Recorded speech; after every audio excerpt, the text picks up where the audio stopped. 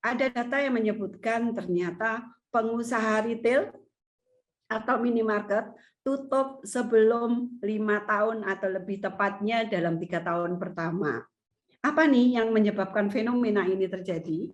Nah, yang paling besar, faktor terbesarnya adalah sebelumnya kita sudah kedatangan pemateri kita pada malam hari ini, Bu Varyanawati. Namun sebelumnya saya akan membacakan profil singkat dari Ibu Varyanawati.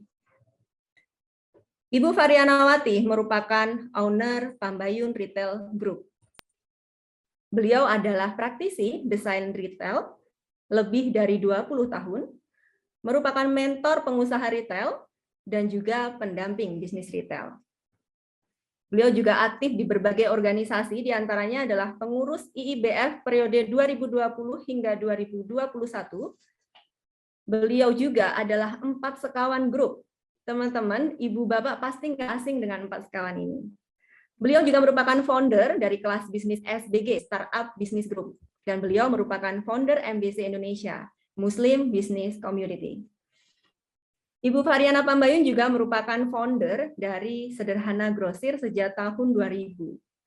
Beliau juga merupakan founder dari Wijaya Grosir sejak tahun 2004, dan beliau merupakan founder dari Patria Mart Plus sejak tahun 2018.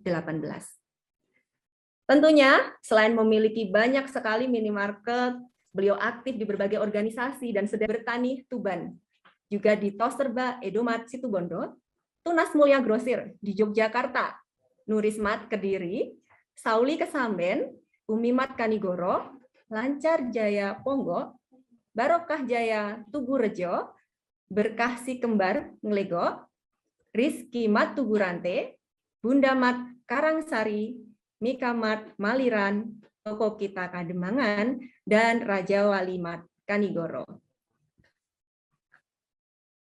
Ya, terima kasih.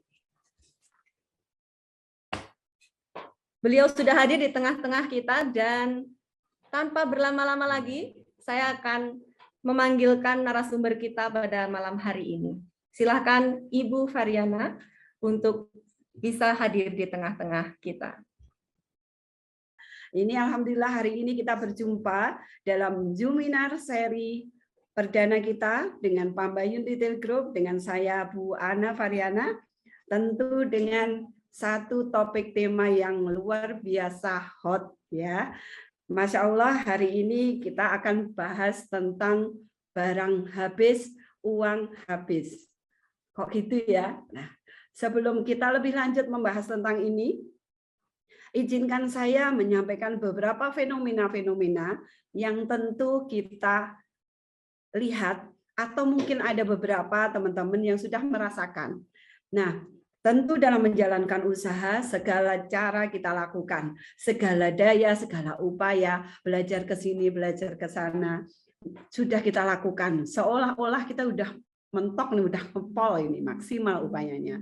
Namun, kadangkala ada kondisi-kondisi tertentu di mana kondisi tersebut tidak sesuai dengan ekspektasi yang kita inginkan. Suatu keadaan yang tidak kita inginkan itu bisa saja terjadi. Nah, hari ini tentunya dengan membahas, kita sharing bersama di sini, harapan kami semua sahabat retail Indonesia bisa terhindar dari masalah yang hari ini kita bahas. Nah, fenomena-fenomena kondisi yang di luar ekspektasi kita ini ternyata tidak saja dialami oleh sedikit pengusaha retail, namun banyak.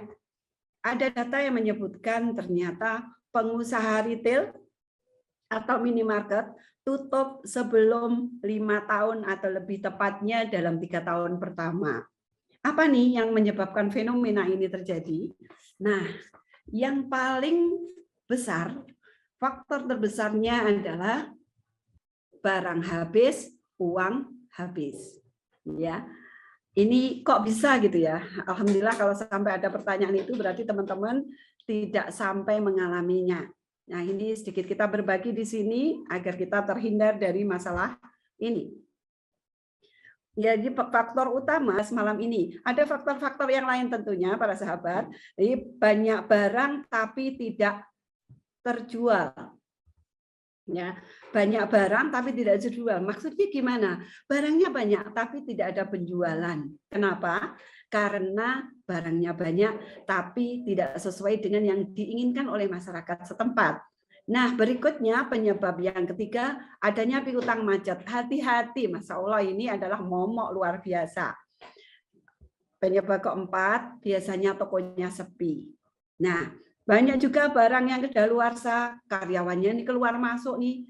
Jadi pusing sendiri pengusahanya karena banyak karyawan yang keluar masuk. Nah, kehilangan barang dan uang itu juga menjadi salah satu penyebabnya. Display yang sangat amburadul sehingga masyarakat tidak bisa melihat display itu dengan jelas dan tidak tertarik untuk beli ke toko. Ini adalah beberapa penyebab toko tutup dalam 3 dan 5 tahun pertama. Apakah hanya ini penyebabnya? Tentu tidak, sahabat semua. Ini hanya sebagian saja dan masih banyak penyebab-penyebab yang lain. Fokus kepada pemicu utama toko tutup kita bahas malam ini, yaitu barang habis, uang habis. Kita bisa dulu nih, kita bicara tentang barang yang habis dulu. Apa yang menyebabkan barangnya habis? Penyebab yang paling mengerikan adalah lost stock. Apa sih lost stock? Ya, nanti kita bahas ya. Penyebab berikutnya adalah stok barangnya tidak efektif. Jadi punya stok tapi tidak terjual karena barangnya tidak efektif, gitu ya. Nah, yang berikutnya penyebab barang semakin habis tentunya karena tidak disiplinnya mentransaksikan barang. Males nih mentransaksikan pembelian. Tidak disiplin nih mentransaksikan penjualan. Ada lagi yang karena harga jualnya terlalu mahal. Nah, ini yang berikutnya yang nomor 5, penyebab barang habis ini tidak terasa. Pelan tapi tidak terasa. Jadi pelan-pelan mematikan gitu ya. Yaitu terjadinya inflasi atau penurunan nilai mata uang kita rupiah. Apa nih hubungannya inflasi dengan barang habis? Nanti kita akan bahas satu persatu. Oke, siap sahabat semua? Kita bahas satu persatu. Penyebab barang habis yang pertama yaitu lost stock. Ya, lost stock, loss itu hilang, stoknya hilang gitu ya. Jadi penyebab yang utama adalah lost stock. Nah, lost stock itu artinya berkurangnya nilai barang karena selisih dari jumlah stok real barangnya dengan data yang ada di komputer. Contohnya bagaimana? Contohnya sedap goreng misalnya. Di komputer ada 10 karton, tapi stok realnya hanya 8 karton. Artinya ada kehilangan 2 karton. Itu 2 kartonnya disebut lost stock. Bentuk lost stock itu macam-macam, bukan karena hilang aja loh. Bisa juga karena susut. Susut maksudnya gimana ya? Bagi teman-teman yang punya usaha retailnya itu adalah menjual barang-barang fresh atau segar, buah misalnya, bawang merah misalnya, bawang putih, itu dalam beberapa hari itu terjadi susut. Yang semula kita beli 10 kilo, ternyata besoknya bisa susut sekilo jadi 9 kilo. Itu masuk dalam kategori lost stock. Barang rusak atau bocor. Barangnya kedaluarsa dan tidak bisa diretur. Ini juga lost stock. Nah, barang yang tidak layak jual. Atau barangnya nih nggak hilang sebenarnya, nggak bocor juga, nggak susut, terpakai tapi tidak dicatat, jadi dipakai sendiri. Kita mah sebagai orang yang punya toko, mentang-mentang toko kita main ambil aja, nggak dicatat. Pagi nih si kecil ambil jajan, si ibu ambil bumbu, si bapak ambil mie instan, mau ambil-ambil saja tanpa dicatatkan toko-toko gue sendiri itu ya. Iya, memang toko sendiri ya, tapi itu penyebab lost stock juga ya. Oke teman-teman, secara dari aspek penyebabnya, lost stock disebabkan 2 faktor yaitu internal dan eksternal ya. Nah, solusi dari terjadinya lost stock itu adalah kita membuat sebuah alur barang yang aman. Jadi nanti di Zoom kita berikutnya, insya Allah kita akan bahas alur barang itu maksudnya apa ya. Dari kita order barang datang, kemudian diinput, dicek dulu ya, dicek kemudian diinput. Itu ternyata mempunyai celah-celah yang menyebabkan terjadinya lost stock. Ya. Kemudian selain membuat alur yang aman, kita juga perlu melakukan validasi stok dengan cara melakukan stok opnam. Karena kalau tidak kita validasi stoknya, mana tahu kita itu lagi lost stok apa enggak gitu ya. Gimana caranya nanti stok opnam, bagaimana validasi stok itu, insya Allah kita akan buka sesi tersendiri tentang lost stock. Oke teman-teman semua, lanjut ya. Nah, solusi dari lost stock juga kita harus paham yang namanya standar NBH atau nilai barang hilang. Apa itu? Jadi kalau ada barang hilang senilai misalnya 1 juta dalam 1 bulan, itu ada yang kita toleransikan teman-teman. Jadi memang ya namanya manusia ada sifatnya lupa, ada sifatnya keliru. Jadi ada ambang batas di mana lost stock kita toleransi, itu namanya standar NBH. Ada juga tentang kita harus buat nih reward dan punishment. Reward bagi tim yang pinter nih ngelola barang sehingga tidak terjadi lost stock. Punishment bagi tim yang ceroboh atau lalai terhadap SOP sehingga barangnya banyak yang hilang. Nah, selain itu semua, kita juga perlu melakukan pengamanan agar tidak terjadi lost stock yang banyak dengan cara negosiasi, meminta jaminan retur kepada supplier, sehingga kalau barangnya bocor, boleh diretur. Kalau barangnya BS atau rusak, boleh diretur. Nah, itu adalah satu jaminan yang kita mintakan supplier dari MOU awal. Gitu ya. Itu tentang penyebab pertama barang habis. Yang kedua, ini ya teman-teman, ini semoga saya tidak kecepatan ya. Bagi teman-teman yang ingin mencatat silahkan. Namun yang tidak nutut untuk nyatat, insya Allah nanti ini modul materi akan di-share ke grup yang teman-teman bergabung. Jadi jangan khawatir ya kalau nggak nutut untuk nyatat, gitu ya.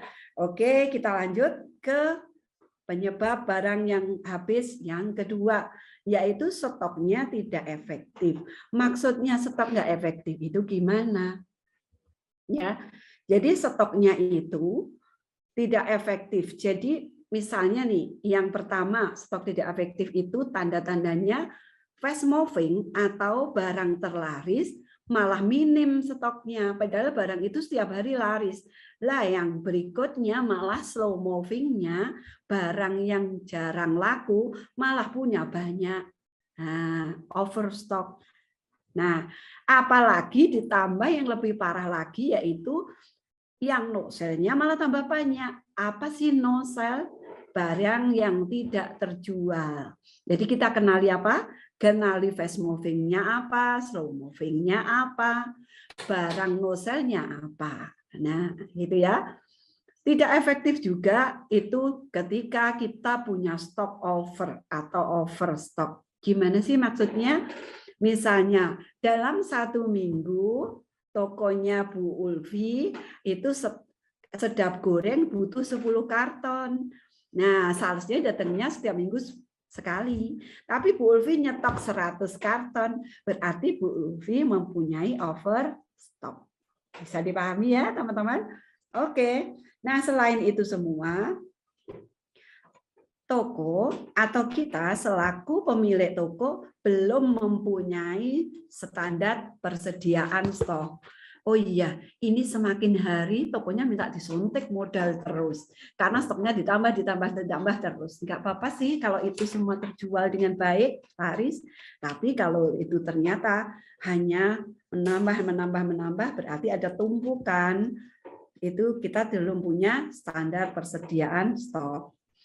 Ordernya asal ingat, ordernya asal order gitu ya. Asal ingat ini order.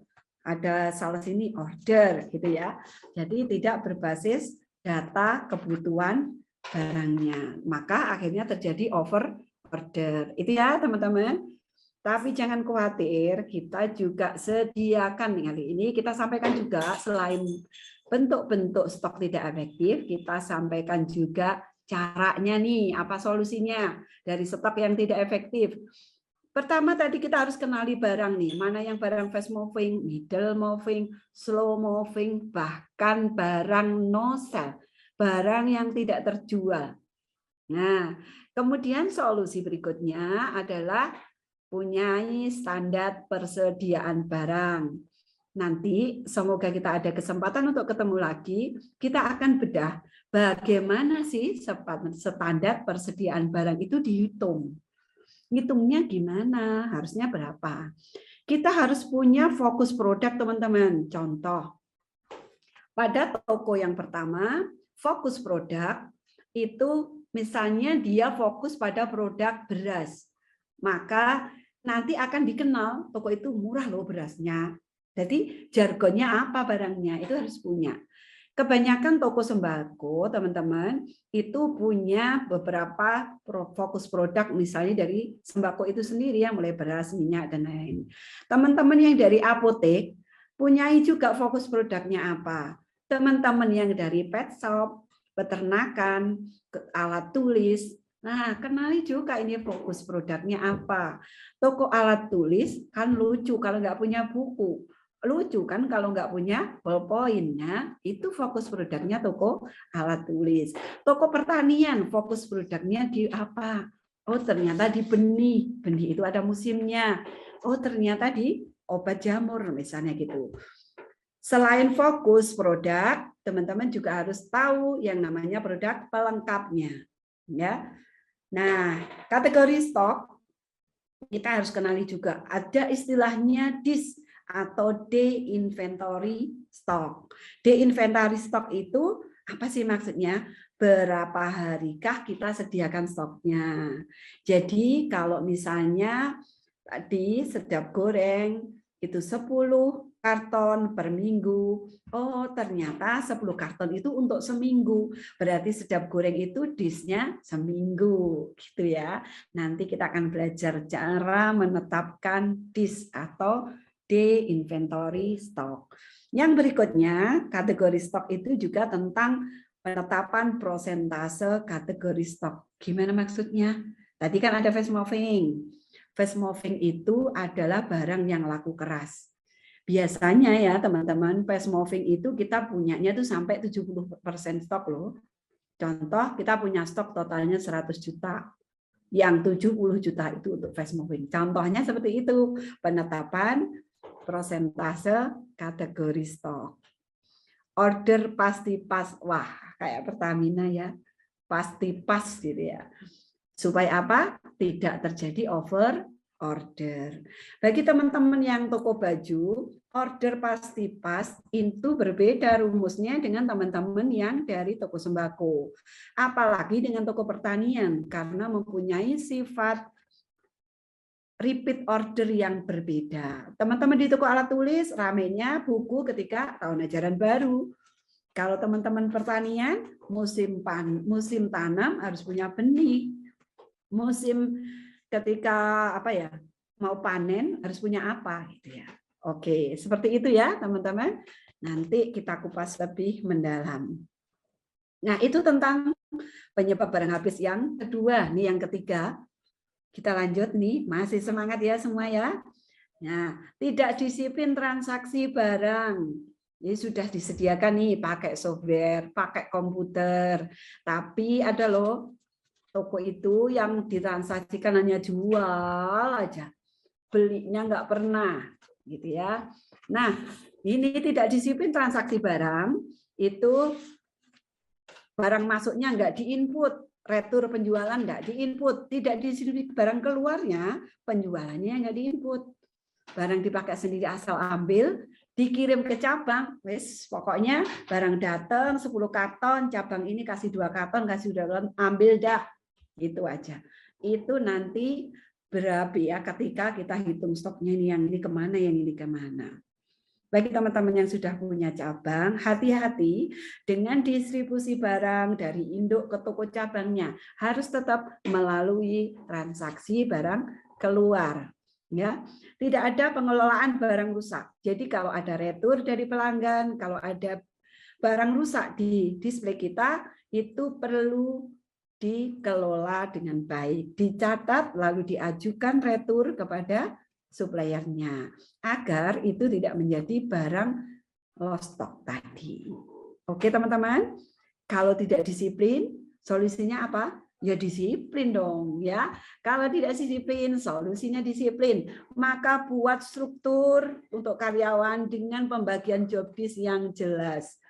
Buat SOP-nya nih, caranya bagaimana cara input pembelian, caranya nih bagaimana retur penjualan, ya, kontrol kinerja karyawannya. Buat sistem untuk pelaporan kerjanya, sehingga walaupun kita tinggal, karyawan tetap bekerja dengan baik, gitu ya. Nanti insya Allah kita juga akan bahas tentang apa itu KPI.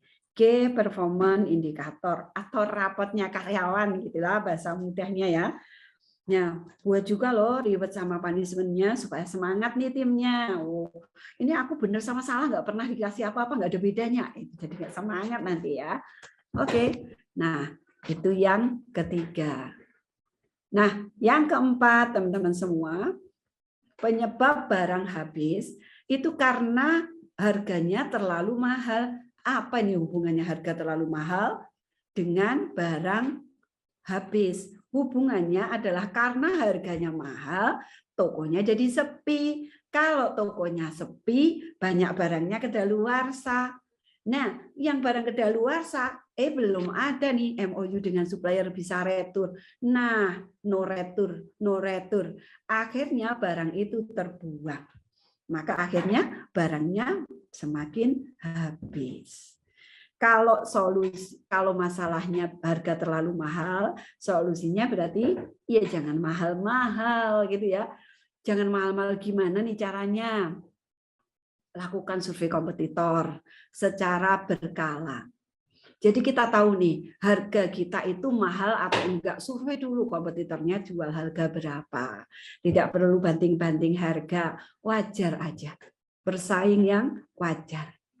Nah, kita juga perlu menetapkan standar margin. Misal, kalau mie instan, marginnya berapa persen? Kalau gula, berapa persen? Kalau snack, berapa persen? Teman-teman, kalau benih padi, berapa persen?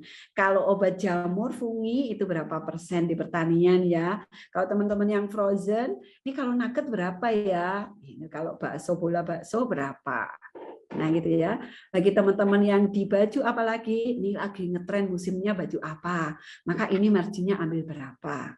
Jadi kita punya standar margin. Ciptakan value toko kita. Value adalah sebuah nilai lebih dari toko kita dibanding dengan toko-toko yang lain. Nilai lebihnya apa harus ada. Itu yang akan menjadi alasan pembeli memilih toko kita daripada memilih tokonya orang lain. Ya, ciptakan value. Nah, tangani komplain customer dengan baik ya. Customer adalah raja, pembeli adalah raja. Maka kalau dia komplain diperhatiin ya. Nah, itu supaya komplain customer yang tertangani dengan baik, maka nyamanlah customer itu belanja di kita. Oke ya. Bahkan bisa ngasih tahu loh kalau harganya kok mahalun, itu dikasih tahu. Oke teman-teman, yang kelima adalah inflasi. Inflasi adalah penurunan nilai mata uang kita rupiah dibanding dengan harga barang.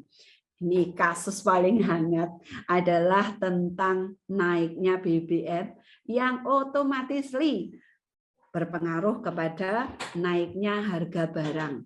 Kalau dulu nih zaman awal-awal kita buka toko, kita punya 100 juta, itu ruangan toko sudah penuh.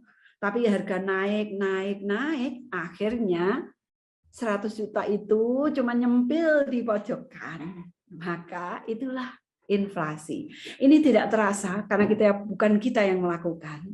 Tapi ini efeknya luar biasa. Ini kalau inflasi, kalau bukan dari kita, terus gimana nih penanganannya? Ya, inflasi itu bisa kita minimalis efeknya dengan, karena penyebabnya kenaikan barang ya, kenaikan harga barang, terus kemudian terjadi inflasi, persediaan barang berkurang, terus kelengkapan barang jadi menurun, maka penanganannya adalah kita kelola profit. Apa profit? Itu laba. Jadi ketika laba kotor, di laporan laba rugi ya teman-teman, kemudian dikurangi biaya operasional, kan jadi laba bersih. Nah, laba bersihnya itu dikelola, jangan diambil semua. Jadi ada laba yang ditahan untuk inflasi. Kalau dulu modal kita 100 juta, kemudian setiap bulan kita tahan nih labanya, nggak ambil semua, sisakan 2 juta misalnya, maka ini akan menjadi modalnya 102. Bulan depan 104, akan menjadi seperti bola salju atau snowball yang semakin hari semakin besar modal kita di toko, maka ada inflasi, kita mah nggak apa-apa. Ya, kita tetap eksis. Oke, bisa dipahami ya teman-teman? Nah, itu sekelumit. Wow, segitu kok sekelumit ya. Udah banyak ya. 5 penyebab barang habis. Oke, kita menginjak ke setelahnya, yaitu tentang penyebab uang habis. Oke teman-teman, masih semangat? Semangat ya. Walaupun kita membicarakan tentang problem, tentang masalah, teman-teman, niat kita adalah melakukan langkah-langkah preventif supaya kita tidak mengalami apa yang kita bahas hari ini ya. Kata Dilan, ini berat, biar aku saja. Aku aja juga mau gitu ya. Udah nggak mau saya. Oke, teman-teman, kita bahas tentang penyebab uang semakin menipis. Nah, penyebab pertamanya adalah momok luar biasa, adalah piutang macet. Piutang macet itu bisa dari faktor internal atau eksternal. Internalnya itu dari kasbon karyawan yang terlalu besar. Nih kalau kasbon karyawan, bon segini boleh, segini boleh, segini boleh. Wah, ini baik banget ini ya si bos. Tapi itu hati-hati, karena itu bisa menyebabkan piutang macet ya. Prive berlebihan artinya apa? Kita selaku pemilik usaha mengambilnya lebih dari laba. Jadi kita mengambilnya terlalu besar.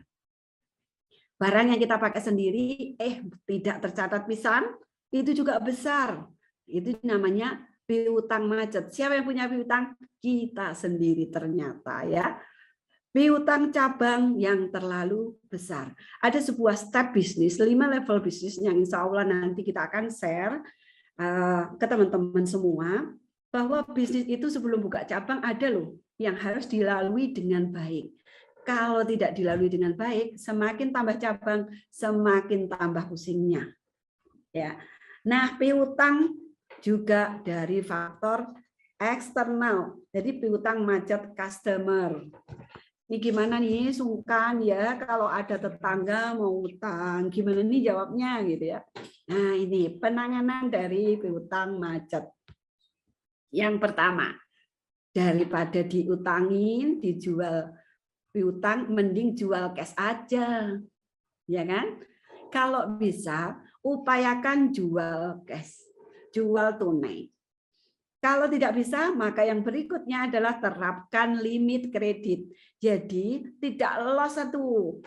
Ibu Ida, bonnya loss aja jangan. Ibu Ida, kita beri bon sekian. Ada limit kreditnya.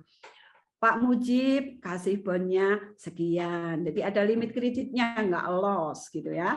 Terus kemudian buat penagihan piutang secara rutin. Kasih jatuh tempo, kemudian kalau sudah jatuh tempo ditagih dengan cara yang baik ya.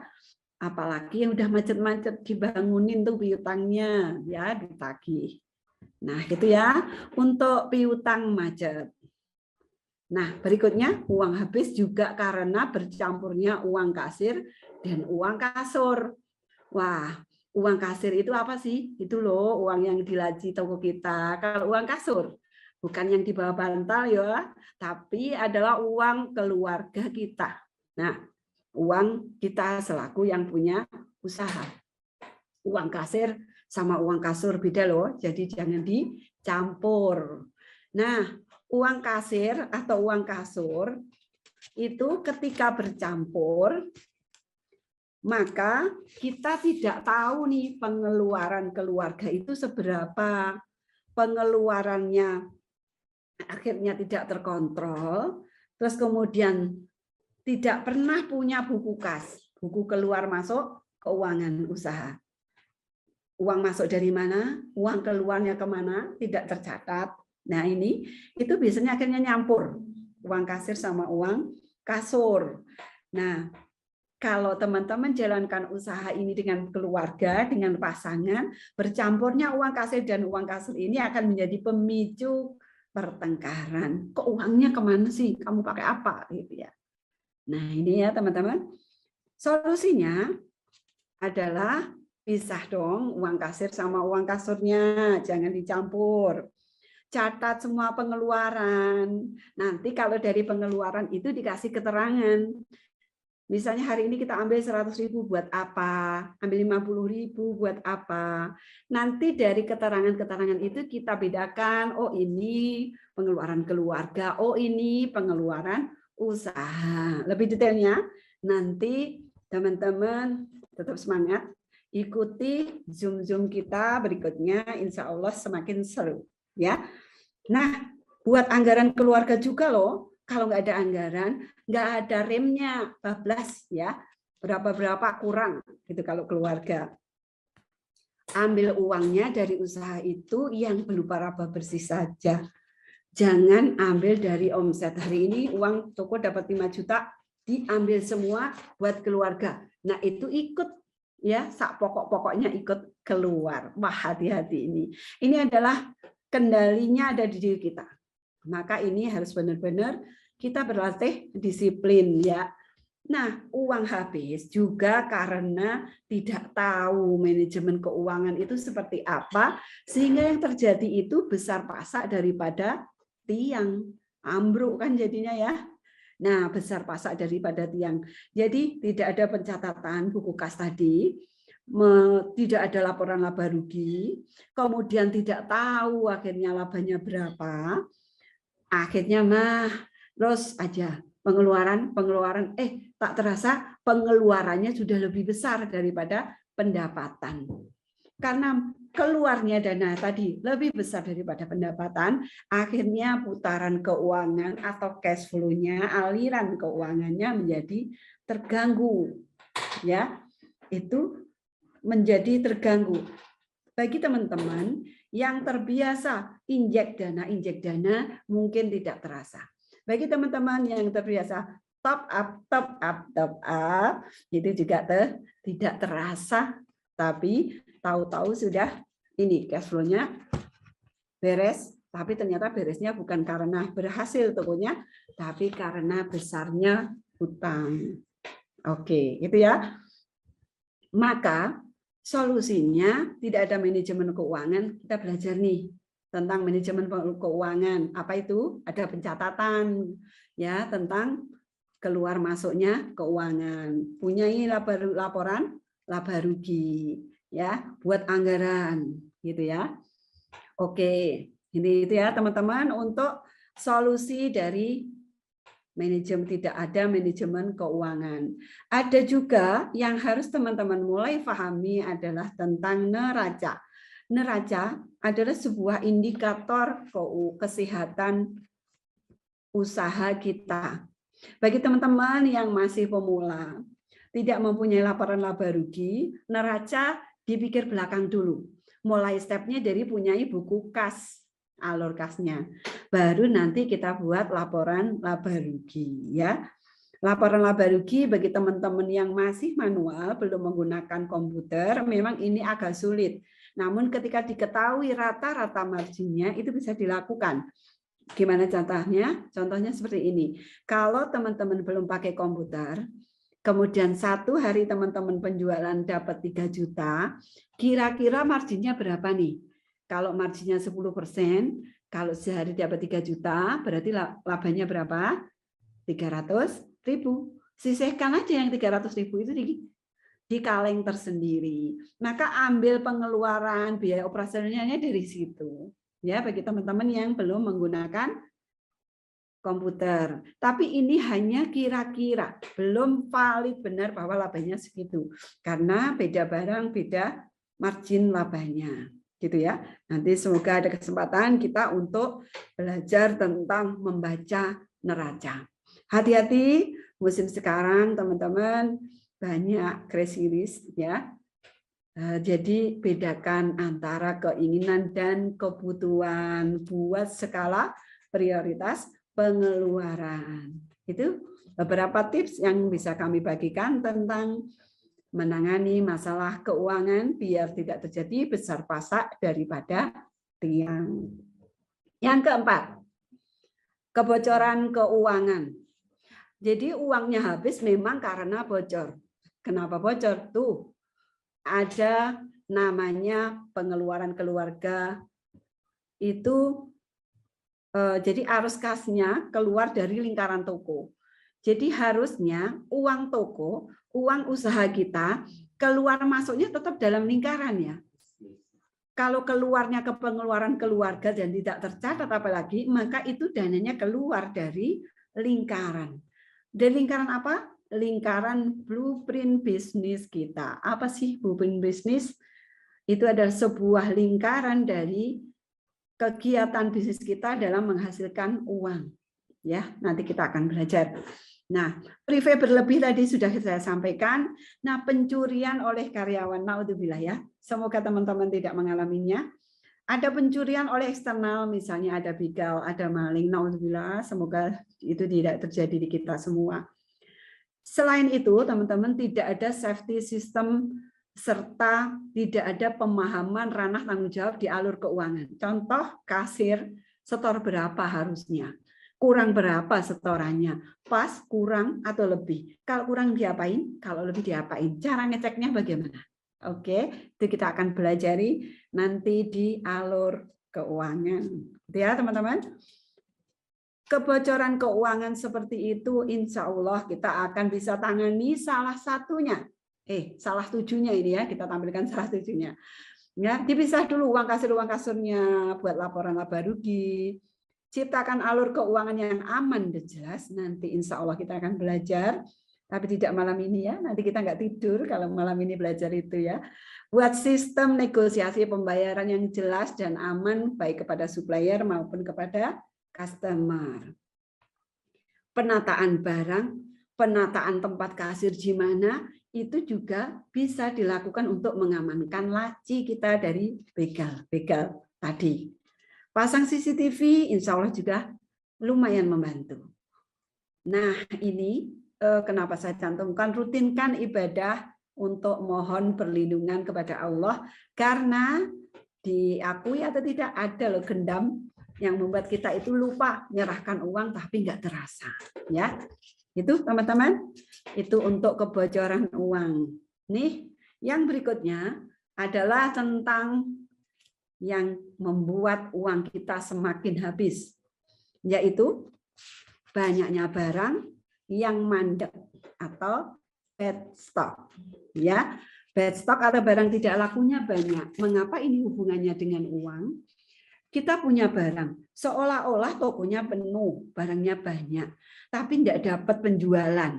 Akhirnya buat bayar supplier nggak ada, buat gaji karyawan nggak ada, karena nggak adanya penjualan disebabkan banyak barang yang mandek. Mengapa mandek? Karena tadi yang saya sampaikan di depan, ordernya asal order, over barangnya, udah kedaluarsonya banyak, nggak bisa retur ya, dan tingkat efektivitas stoknya rendah. Jadi banyak barang slow moving atau no sell. Tadi udah kita bahas ya. Ada hubungan antara penyebab barang habis dengan penyebab uang habis. Karena ini uangnya mandek di barang.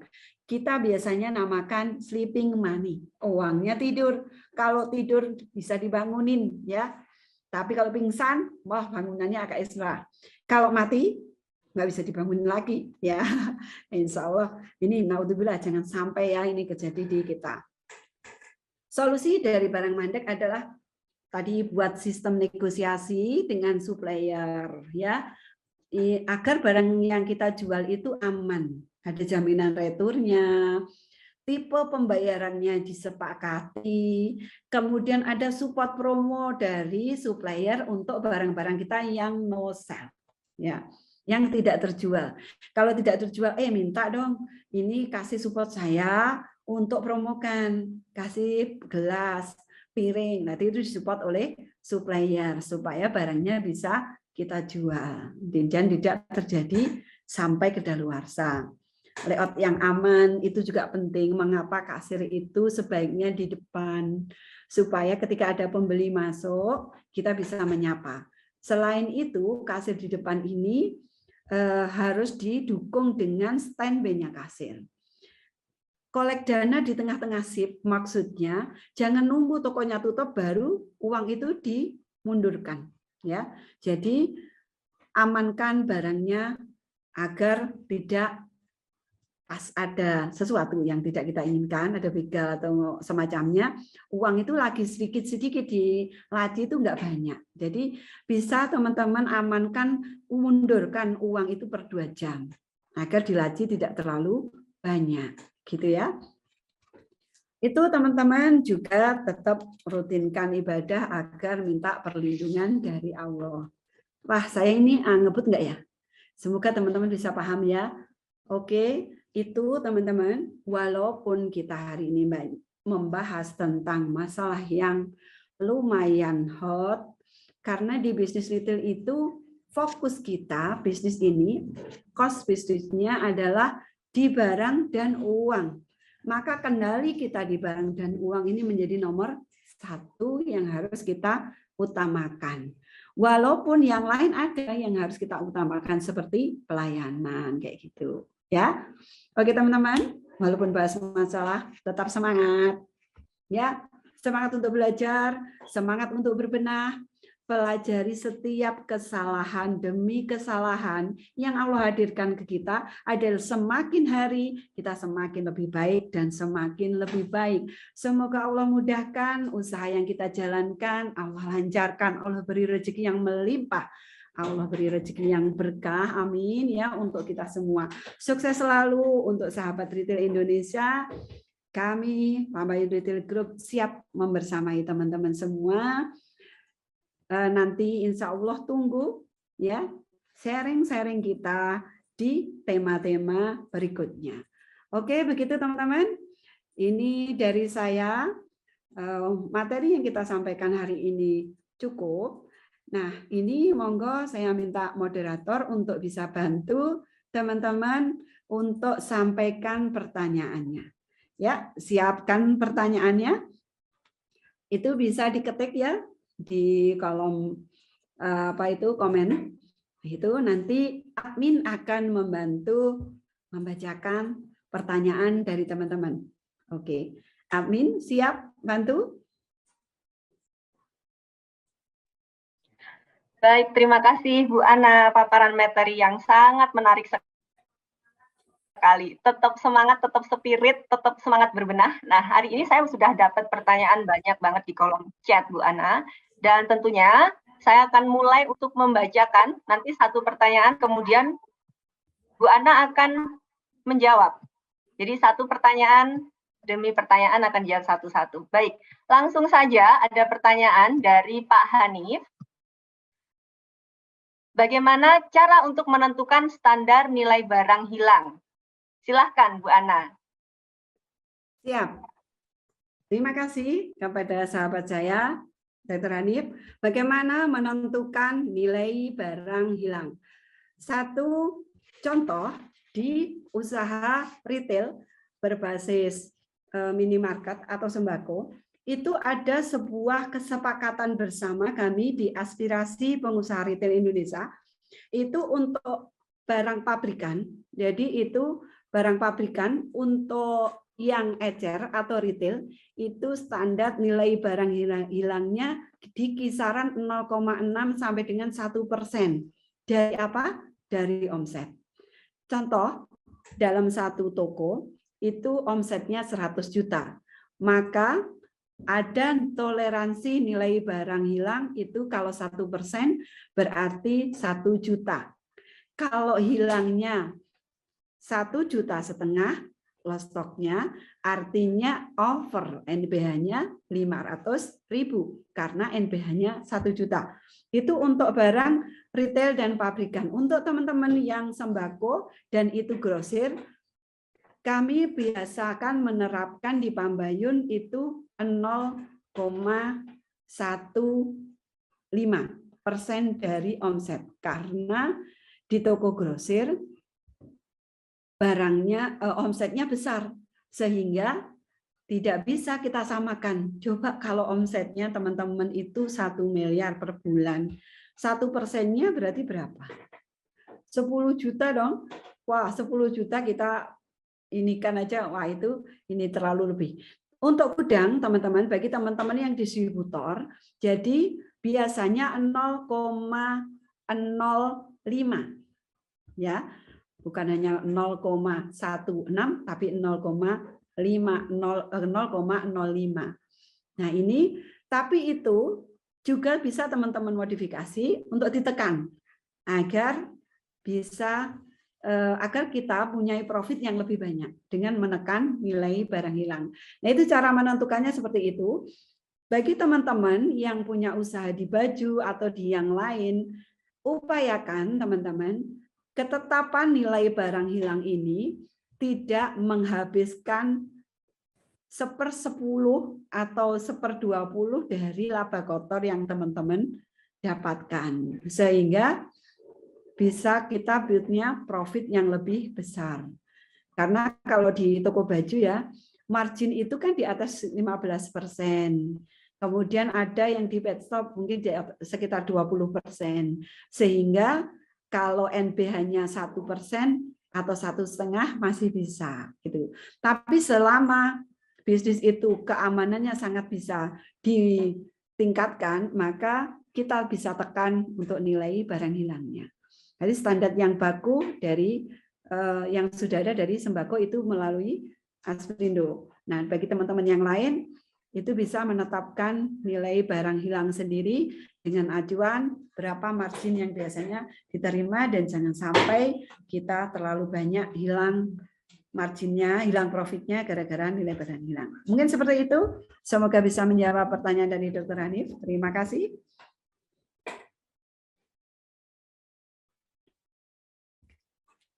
Bisa ke pertanyaan berikutnya, moderator. Baik, terima kasih Bu Ana. Pertanyaan dari Dr. Hanif, semoga Dr. Hanif sudah puas dengan jawaban Bu Ana. Lanjut kita ke pertanyaan selanjutnya nih Bu Ana. Ini banyak sekali dialami mungkin dengan teman-teman semuanya nih. Dari Mr. Danwari. Saya pemilik warung jajan dan konter pulsa. Banyak tetangga, saudara, bahkan teman yang berhutang jualan sama saya. Kadang untuk belanja dagangan lagi sering kurang.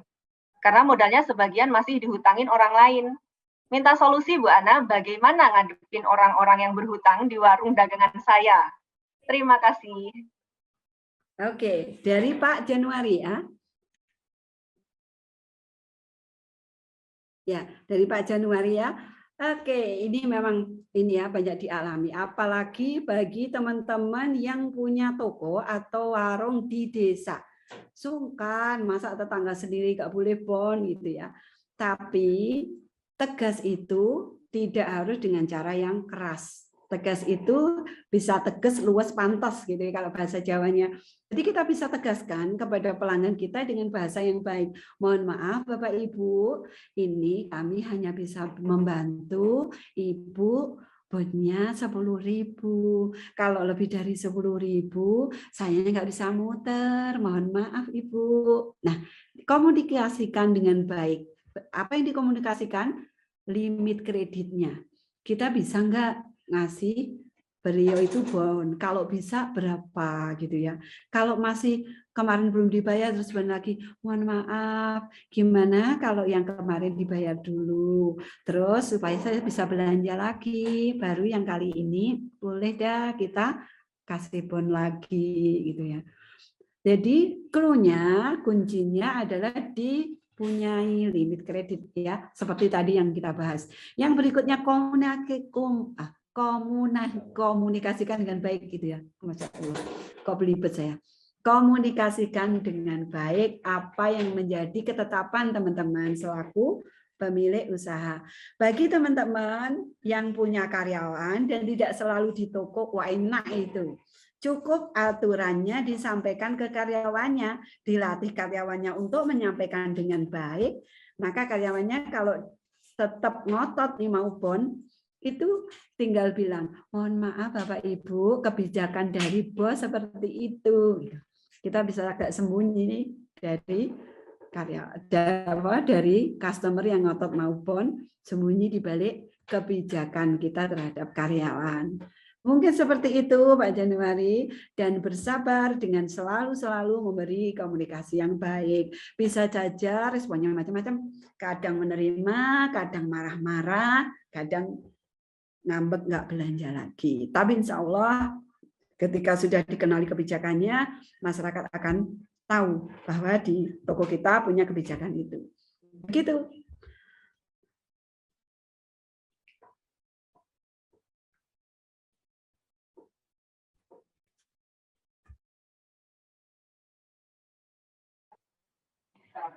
Baik, terima kasih, semoga menjawab.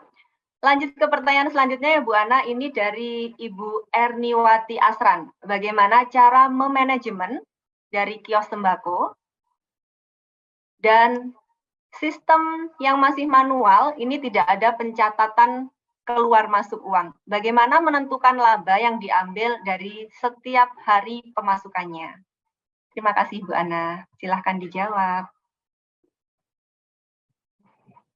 Siap, dari Ibu siapa tadi?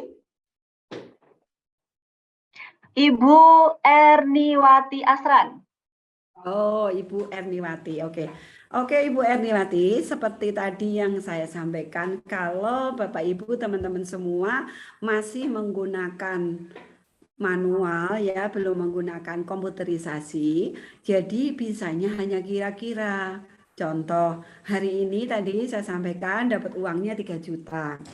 Labanya berapa? 10%. Berarti kira-kira labanya 300.000. Cuma kira-kira. Tapi kan ada yang gula labanya 2%. Mie labanya 5%. Rokok 7%. Nah, itu kan jadi bercampur ya sama yang ini. Nah, teman-teman kalau ingin lebih valid lagi tahu labanya, silakan pakai software. Insya Allah akan sangat membantu, bukan hanya menghitung laba, tapi juga menghitung keluar masuknya keuangan. Pencatatan ada di software. Jadi Bu ini beli berapa, kita dapat uang berapa. Kemudian ada sales, kita bayar berapa, ada di situ pencatatannya. Ini jualnya ke Bu ini kita dapat laba berapa, ada. Barangnya berkurang kalau terjual. Kalau kita beli, kita input pembelian bertambah, dan itu otomatis semua. Jadi memang sangat memudahkan. Jadi Bapak Ibu, teman-teman yang belum memakai software, nanti teman-teman bisa pakai software, ya. Pakai software. Pastikan softwarenya sehat, ya. Software kok sehat, ya. Ada tanda-tanda software sehat. Nanti semoga kita dapat bantu teman-teman. Bagi teman-teman yang ingin sharing lebih lanjut, karena kita nggak bisa kupas di malam hari ini tentang software yang sehat bagaimana, nanti bisa minta bantuan admin, insya Allah tetap stay di grup ya teman-teman. Mungkin seperti itu Mbak Yani. Kalau belum punya aplikasi software, memang hanya kira-kira. Ya, untuk keluar masuk uang bisa di pencatatan, teman-teman bisa beli buku kas. Itu buku kas yang kalau pemasukan itu debit, kalau pengeluaran itu kredit, saldonya masih ada berapa, seperti itu. Tapi untuk menghitung laba kira-kira. Itu Mbak Yani. Terima kasih, semoga menjawab. Ya, baik, terima kasih Bu Ana, semoga menjawab ya Bu Erniwati Asran. Dan jika memang nanti teman-teman ataupun Bapak Ibu masih ada kebingungan tentang 1-2 hal khususnya software dan lain sebagainya, bisa menghubungi admin kami terkait software tersebut. Lanjut ke pertanyaan selanjutnya, ini dari Bu Lutfiana. Bu Lutfiana dari Tuban pengen bertanya Bu Ana tentang cadangan dana untuk menghadapi inflasi. Kira-kira berapa persen idealnya ya, Bu? Silahkan, Bu Ana.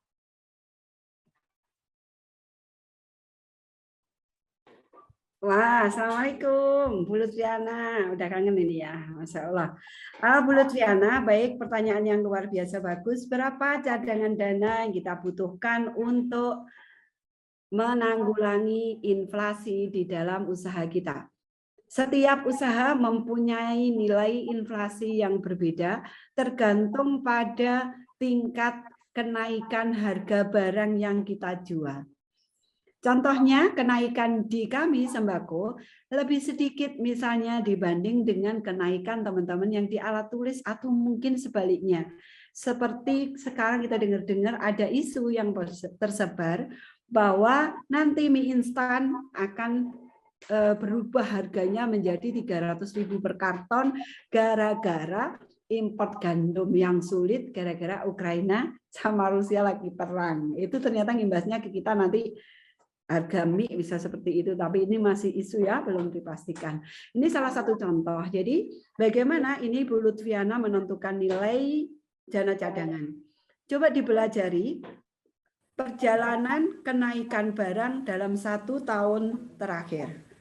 Saya mengamati di toko kami, toko sembako, perjalanan inflasi dalam 1 tahun itu rata-rata 1-2%.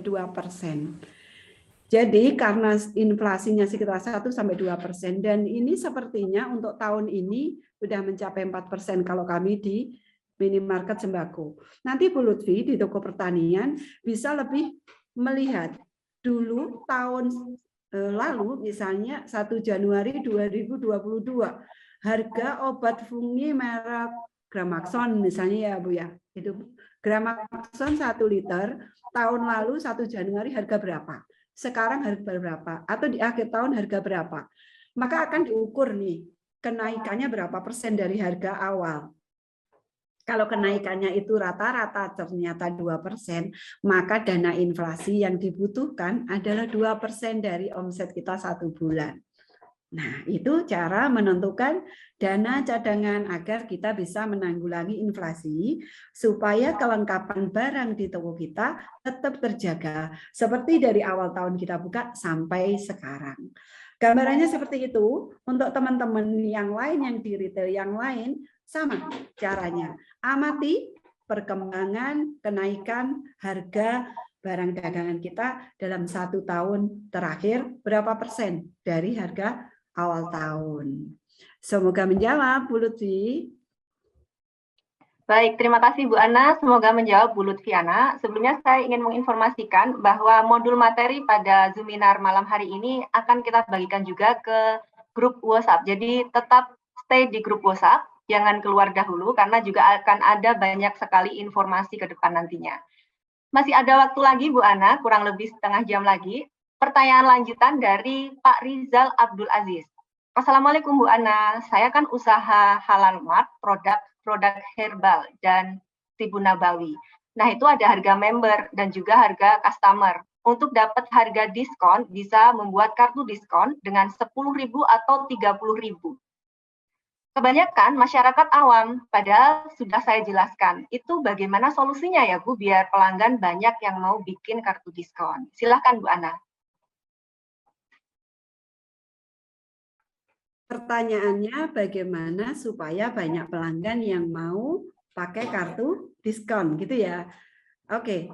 Nah, ini juga bagian dari bagaimana kita mensosialisasikan kepada customer atau pelanggan kita tentang apa-apa saja yang menjadi program dari usaha kita. Setiap program yang kita canangkan wajib dan harus disampaikan kepada pelanggan. Kan kita maunya ngasih tahu nih kemudahan fasilitas apa yang ada di teman-teman pelanggan kalau pelanggan mempunyai kartu member ya, kartu diskon. Disampaikan aja. Kalau lebih mudahnya lagi, bikin sebuah banner, misalnya bisa seperti itu, yang ada tentang prosedur atau fasilitas-fasilitas yang bisa didapat oleh pelanggan kita jika mempunyai kartu member. Jadi disampaikan fasilitasnya apa. Tadi yang ditanyakan bagaimana caranya ya agar banyak yang punya kartu member. Jadi disampaikan aja kemudahan-kemudahannya. Kalau pelanggan tahu banyak kemudahan, insya Allah akan tergiur untuk ikut memiliki kartu member. Seperti itu, Bapak Rizal. Ya, semoga menjawab. Baik, terima kasih Bu Ana. Semoga menjawab Pak Rizal. Jika masih ada kebingungan dan ada pertanyaan, nanti bisa dilanjut lagi Pak Rizal. Kita masih akan ada banyak sekali agenda ke depan. Lanjut ke pertanyaan selanjutnya nih Bu Ana dari Pak Nurholis Ahmad. Logiskah atau bolehkah kita mengambil keuntungan lebih dari 100% terhadap barang yang hanya kita sebagai penjualnya? Jadi kita punya eksklusif barang yang hanya kita jual. Beliau ini dari toko pertanian, Bu Ana. Silakan, Bu Ana. Logiskah kita menjual barang dengan margin 100%? Logis-logis saja, Bapak Nurholis, karena hukum jual beli itu asal ada ridho dari yang menjual dan yang membeli. Apalagi ketika leading, jadi memimpin. Bapak Nurholis ini yang punya barang hanya Bapak Nurholis aja. Insya Allah ketika itu disepakati oleh konsumen atau pelanggan kita, mau kita ambil 100%, 150%, silahkan aja. Namun kita mungkin juga harus selalu stay ya, selalu update informasi. Jangan sampai kita ngerasa nih yang punya kita tok, yang punya kita aja. Ternyata nih karena kepanikan dari supplier kita, lama-lama supplier itu ternyata tidak hanya masuk ke tempat kita aja, tapi masuk kepada kompetitor-kompetitor kita. Jadi itu boleh 100% boleh, 150% boleh, tapi tetap update informasi supaya kita nggak ketikung oleh kebijakan supplier. Mohon maaf kemarin ketika kami melakukan pendampingan kepada toko pertanian, ada beberapa masalah kepanikan di supplier yang membuat supplier itu sendiri melanggar janjinya kepada distributor tunggal. Ya, jadi teman-teman, oh ini kalau distributor tunggal merasa pede nih, ini tak kasih harga sekian, jalan lanjut sekian, boleh. Alhamdulillah itu rezeki berlebih, tapi tetap update informasi. Begitu ya Pak. Semoga tambah rame, tambah sukses. Untungnya cuannya tambah banyak. Amin. Baik, terima kasih Bu Ana. Semoga menjawab ya Pak Nurholis. Lanjut Bu Ana ke pertanyaan selanjutnya. Masih oke ya ini Bu Ana? Dari Mbak Leli Mahaus, bagaimana menentukan standar buffer stock untuk retail baju? Silakan Bu Ana.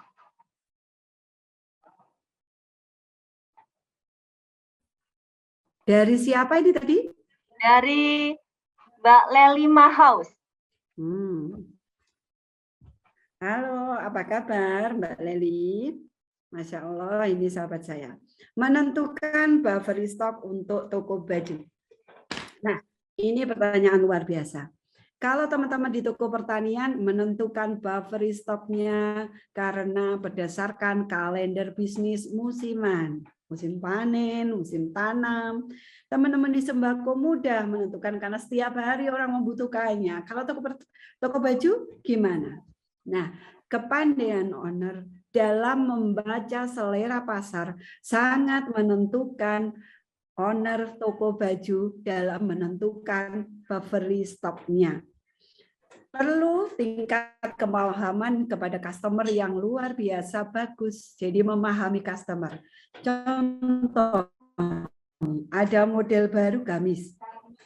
Karena Mbak Leli sudah sangat memahami customernya, tipikal selera customernya,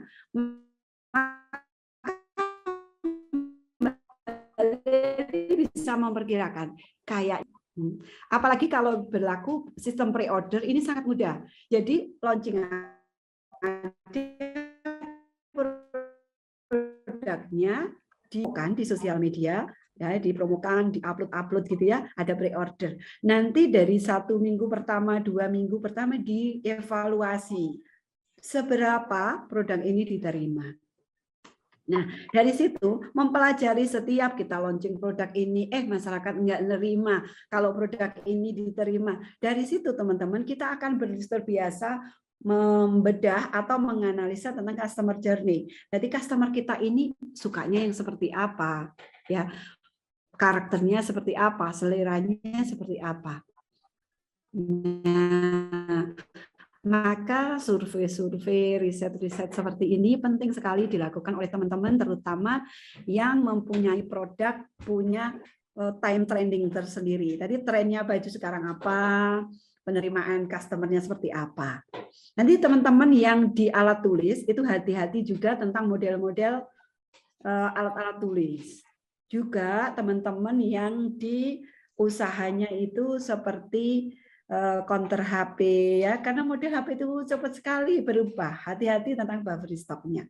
Jadi bagaimana menentukan buffer stock untuk toko baju?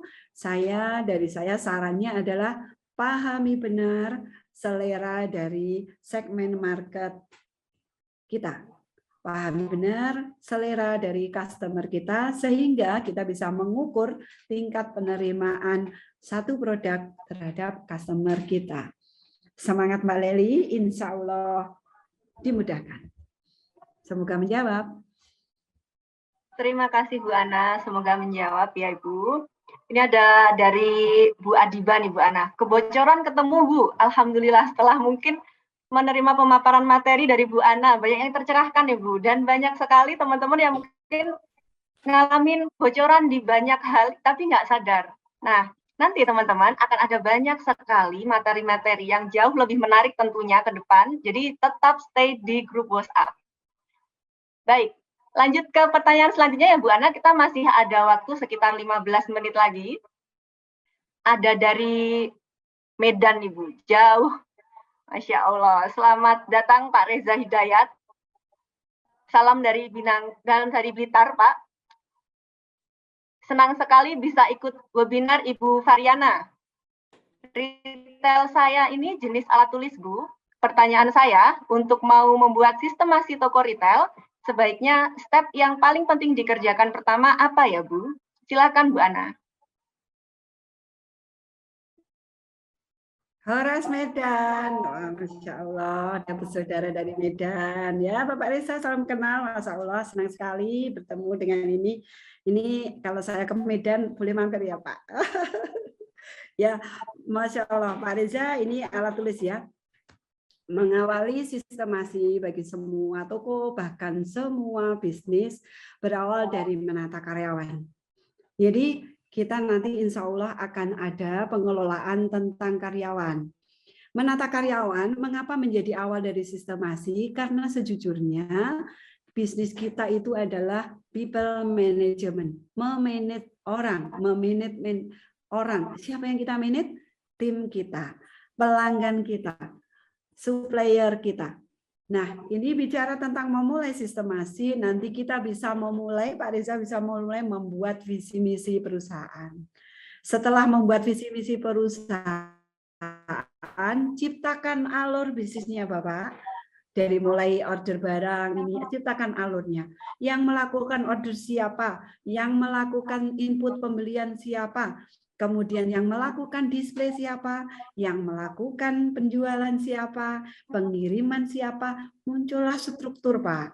Struktur, oh ternyata saya ada namanya kasir, saya ada namanya admin, kemudian saya ada namanya pramuniaga, ada purchasing misalnya seperti itu. Setelah itu tulis nih tugasnya masing-masing tadi, bikin orderan admin, penjualan kasir, melayani pembeli pramuniaga. Itu tugasnya. Nah, setelah itu yang membantu sistemasi ini lanjut adalah menggunakan sistem komputerisasi agar kinerja karyawan kita, kevalidan data, kevalidan keuangan bisa terbantu. Jadi itu mulainya dari pengelolaan karyawan. Buat visi misi, buat alurnya, bikin strukturnya, tulis tugas setiap timnya, ajarkan cara menjalankan tugasnya, lalu setelah itu pakai software supaya kita bisa menilai akuratisasi datanya. Begitu Bapak Reza, semangat ya. Baik, terima kasih Bu Ana. Semoga menjawab Bapak Reza. Nanti kalau misalkan kurang puas nih ngobrol dengan Bu Ana, Pak Reza, Bu Ana ini juga membuka kelas intensif. Jadi bagi Bapak Ibu yang masih mungkin ngerasa malam ini Zoom-nya kurang banget nih waktunya, bisa nanti ikut kelas intensifnya bareng Bu Ana. Pastinya kalau dengan Bu Ana nanti akan premium banget ya Bu Ana ya. Satu demi satu. Jadi teman-teman akan eksklusif mendapatkan pendampingan dari Bu Ana. Baik, mungkin ini ada pertanyaan lagi Bu Ana tentang software, karena teman-teman juga sepertinya banyak yang tertarik nih dengan software. Apakah dengan menggunakan software, kita bisa mengetahui harga-harga awal tahun Bu Ana, untuk menentukan persentase penentuan inflasi? Ini dari Bu Nita Nuryani. Silahkan Bu Ana. Pertanyaannya, apakah dengan memakai software kita bisa tahu harga awal tahun? Bisa, kalau awal tahun itu sudah pakai software. Ya, kalau awal tahun belum pakai software gimana Bu Ana? Masih ingat enggak harga awal tahun? Kalau masih ingat, tetap bisa kita mengukur dana cadangan yang dibutuhkan. Contoh, ini September ya. September Ibu pakai softwarenya mulai September. Padahal nih Januari lalu itu belum pakai software. Maka ingat-ingat nih Januari harga barangnya berapa. Sekarang berapa. Itu ukur inflasinya dari pertumbuhan kenaikan harga barang itu berapa persen dari harga awalnya. Jadi software ini lebih membantu kepada pencatatan keuangan dan pencatatan barang, mencegah barang hilang tadi lost stock. Nah, itu juga dengan validasi data stok komputer yang dibanding dengan data realnya. Kalau untuk mengukur inflasi, teman-teman bisa mengukurnya dengan menulis atau mengingat harga awal tahun dan harga akhir tahun, gitu ya. Jadi, kalau belum pakai software, awal tahun harga berapa bisa tahu? Bisa tahunya dari ingetannya. Baru yang sekarang. Kalau untuk kepentingan mengukur nilai inflasi. Begitu. Baik Bu Ana, terima kasih sekali atas jawabannya Bu Ana. Ada pertanyaan lagi nih Bu Ana. Salam Bu, saya mau tanya. Saya punya toko alat-alat listrik. Untuk manajemen stok belum berjalan dengan baik karena masih bingung tentang manajemen stok. Untuk toko yang sehat, pengecekan stok waktunya berapa hari atau bagaimana ya Bu? Dari Nazalar. Silahkan Bu Ana.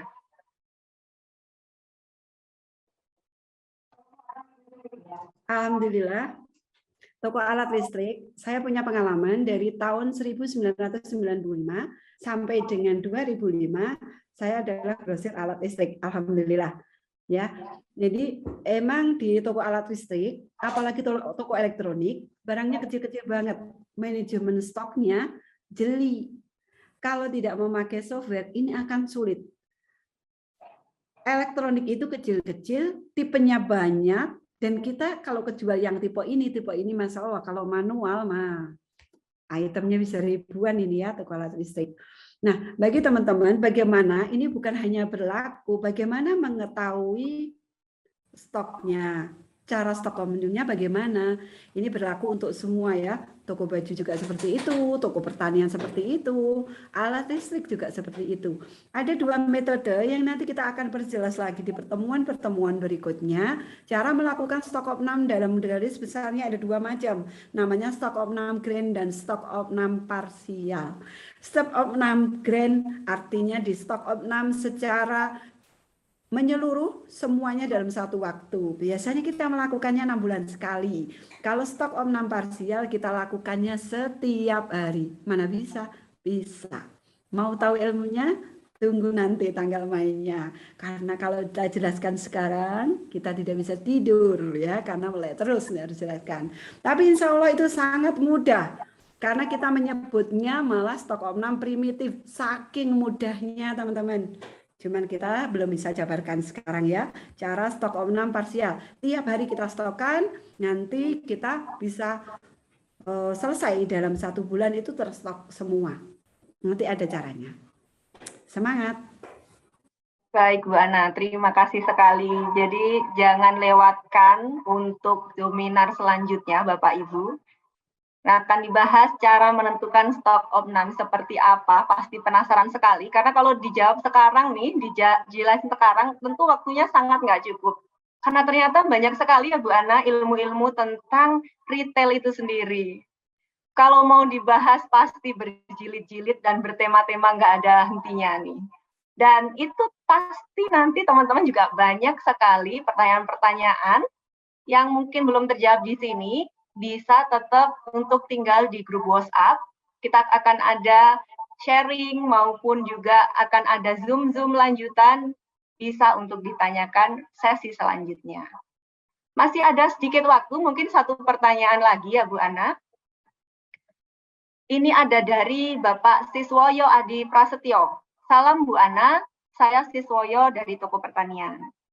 Bagaimana strategi untuk membentuk semangat tim untuk merangsang agar selalu memacu, menambah omset dan juga profit. Padahal rangsangan gaji UMR dan bonus kita sudah berikan ketika mencapai target. Bagaimana nih Bu Ana? Silahkan Bu Ana. Iya, salam kenal Bapak Siswoyo dari Toko Pertanian ya. Seru, Toko Pertanian itu seru. Ya, teman-teman semua, bukan hanya di Toko Pertanian, bagaimana nih cara menyemangati tim supaya kompak, kinerjanya bagus ya. Tim atau SDM bagi seorang owner 1001 cerita, nggak ada habisnya, saking asiknya kalau ngomongin tentang tim kita. Tapi Bapak Ibu semua, sahabat semua, tim itu ada satu hal yang menjadi catatan saya. Yang pertama adalah like team, like owner. Bagaimana ketika tim itu seperti ownernya? Kalau ownernya semangat, bagaimana kita menularkan semangat kita kepada tim kita? Kalau kita orangnya semangat, tapi timnya belum semangat, tularkan kebaikan-kebaikan kita kepada tim kita. Menjadi sebuah catatan bagi semua owner bisnis apapun, kadang mindset ini harus mulai dirubah ya teman-teman. Gaji memang hal yang sangat diperhitungkan oleh tim atau karyawan kita, tapi bukan satu-satunya dan bukan nomor satu. Yang menjadi nomor satu seseorang karyawan itu kerasan kerja dengan kita adalah kenyamanan. Gaji itu ada bisa nomor 7, bisa nomor 5. Yang terpenting adalah kenyamanan. Kenyamanan timbul dari mana? Dari penghargaan kita, menghargainya kita, menghormatinya kita kepada karyawan. Menghargai dan menghormati tidak sama dengan, kalau bahasa Jawanya munduk-munduk ya sama kalian. Enggak. Tidak harus menghilangkan wibawa kita sebagai owner. Kenyamanan bisa timbul nanti dengan bagaimana kita memberikan apresiasi, bagaimana kita memberikan evaluasi ya. Jadi timnya itu kerasan, nyaman. Nah, kita sering lakukan briefing supaya visi misi budaya yang ingin kita tanamkan itu tersalurkan dengan baik kepada tim kita. Salah satu bonus bocoran untuk teman-teman, kami di Pambayun menerapkan 3 hal. Semoga ada waktu, nanti kita akan bicarakan di lain hari. Kita menerapkan 3 hal. Yang pertama, spiritual company, yaitu menjalankan perusahaan dengan cara keislaman. Harapannya kita bersama-sama, bukan hanya di dunia, namun sampai ke surga. Amin. Yang kedua, kita jalankan profesionalisme seperti perusahaan-perusahaan yang lain. Kalau ada reward, ada punishment, ada SP. Nah, ada jenjang karir. Dan yang ketiga, kita jalankan kekeluargaan sehingga kita bekerja dengan tim itu bagaikan bekerja dengan keluarga sendiri. My team, my family. Jadi ada cinta, ada kasih sayang di situ. Itu bocorannya, semoga bermanfaat.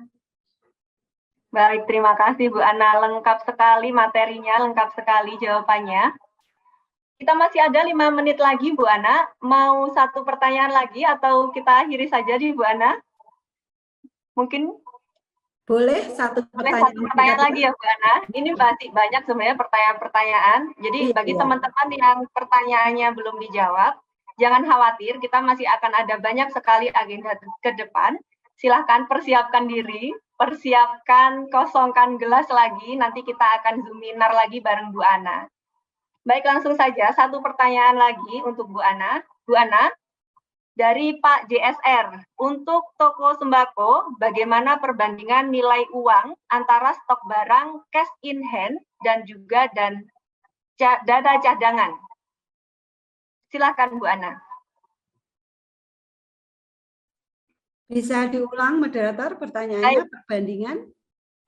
Baik, terima kasih. Mohon maaf Bu Ana mungkin kurang jelas. Jadi bagaimana perbandingan nilai uang antara stok barang cash in hand dan dana cadangan? Silakan Bu Ana. Nah, perbandingan nilai uang atau cash in hand dengan dana cadangan. Baik. Dana cadangan, seorang owner, pengusaha memiliki dana cadangan tentu ada maksudnya. Ini dana cadangan untuk apa ya? Gitu. Nah, kemudian cash in hand itu juga ada tolok ukurnya dari setiap masing-masing usaha berbeda. Jadi tidak ada nilai tertentu yang mematok berapakah cash in hand yang harus ada setiap hari. Kami menerapkan cash in hand berdasarkan hutang yang harus dibayar hari itu. Jadi setiap hari kita membuat namanya mapping tagihan supplier. Kalau mapping tagihan supplier hari ini 5 juta, maka harus ada cash in hand 5 juta lebih. Nah, biasanya selain untuk bayar supplier, untuk apa sih ada cash in hand? Untuk biaya operasional. Misalnya kalau ada listriknya, pulsanya habis, kalau ada transportasi bensinnya habis, ATK yang harus dibeli, kira-kira berapa ya cash in hand-nya? Tagihan hari ini misalnya 5 juta. Kemudian ada biaya operasional yang harus kita siapkan misalnya 1 juta. Berarti harus ada cash in hand-nya 6 juta. Bisa dipahami ya teman-teman? Lihat kebutuhan cash in hand-nya untuk apa. Berbeda lagi misalnya kalau teman-teman melakukan pembeliannya cash, maka ini cash in hand-nya harus lebih besar karena kita selaku pemilik usaha belum tahu hari ini siapakah supplier yang mau datang. Kecuali ritme supplier sudah terjadwal dengan baik, walaupun itu kan canvassing. Jadi ada Senin, ada sales 5, ini, habisnya yang ini 2 juta, yang ini 3 juta, yang ini. Oh nanti aku akan belanja ini sekian, maka kita siapkan cash in hand-nya untuk itu. Mungkin teman-teman yang lain juga butuh cash in hand untuk kebutuhan yang lain. Ya. Nah, bagaimana dengan dana cadangan? Dana cadangan ini kalau untuk diperuntukkan untuk biaya operasional, untuk bayar supplier, untuk beli cash, itu berarti dana cadangan sama dengan cash in hand. Bisa jadi kan?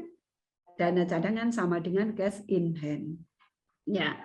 Tapi kalau kami memastikan 10% dari omset 1 bulan itu berupa cash in hand, insya Allah aman. Kalau ritme belanjanya 1 bulan, belanjanya itu 1 minggu sekali. Contoh, omsetnya 300 juta, 10%-nya 30 juta. Salesnya datang seminggu sekali. Dengan 30 juta, kita sudah bisa belanja ke supplier dengan lancar. Gambarannya seperti itu, kembali kepada situasi kita masing-masing, dan untuk apa cash in hand dan dana cadangan itu ada. Semoga menjawab. Baik, terima kasih sekali Bu Ana. Terima kasih teman-teman, Bapak, Ibu. Hari ini masih banyak sekali pertanyaan, namun mohon maaf karena waktu kita terbatas, jadi kita tidak bisa untuk menjawab semua pertanyaan. Namun jangan khawatir, nanti pertanyaan-pertanyaan yang mungkin belum terjawab, bisa untuk ditanyakan di Zoominar selanjutnya, atau Bapak Ibu juga bisa mengikuti program-program dari Ibu Varyanawati selanjutnya. Ada banyak sekali program ke depan tentunya. Ibu Varyanawati ini juga membuka klinik minimarket. Namanya klinik, membantu melahirkan. Jadi membantu Bapak Ibu jika ingin punya minimarket, tapi nggak tahu nih mulai dari mana. Saya punya dana tapi nggak ngerti nih gimana cara membuat minimarket. Ibu Bapak bisa untuk berkonsultasi dengan Bu Ana.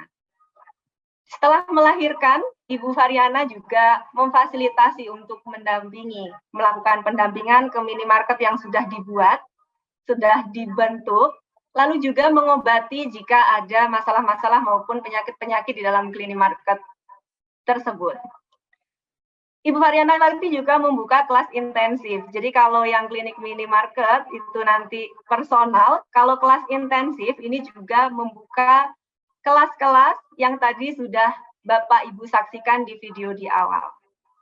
Baik, demikian tidak terasa 1,5 jam sudah berlalu. Terima kasih sekali Ibu Varianawati atas webinar malam hari ini, materinya keren sekali. Oke, sebelum itu silakan Ibu Varianawati untuk memberikan closing statement sebelum acara ini kita tutup. Silakan Bu Ana. Alhamdulillahirrahmanirrahim, Masya Allah, hangat semangat dari teman-teman sampai ke Blitar. Jadi memanas nih ya, jadi hangat, Masya Allah. Alhamdulillah, webinar perdana kita kali ini semoga memberi manfaat untuk teman-teman. Tetap semangat teman-teman. Pesan dari saya, dalam menjalankan bisnis pasti kita tidak sepi dari yang namanya masalah demi masalah, tapi dengan tetap semangat, tetap kita berpikir positif, insya Allah usaha ini akan dapat kita lanjutkan dengan mudah, dengan lancar, dan akan memberi banyak manfaat kepada keluarga dan orang-orang di sekitar kita. Saya matur nuwun sekali, saya terima kasih banyak untuk teman-teman yang hadir bergabung di sini. Silahkan sampaikan informasi tentang Zoominar free dari kami kepada sanak saudara, kepada sahabat-sahabat yang lain, karena insya Allah materi ini kita akan ulang di batch berikutnya untuk peserta berikutnya. Dan untuk teman-teman yang hari ini hadir, insya Allah kita akan jumpa lagi di Zoominar berikutnya. Tetap semangat sekali lagi, insya Allah kita siap membersamai teman-teman semua.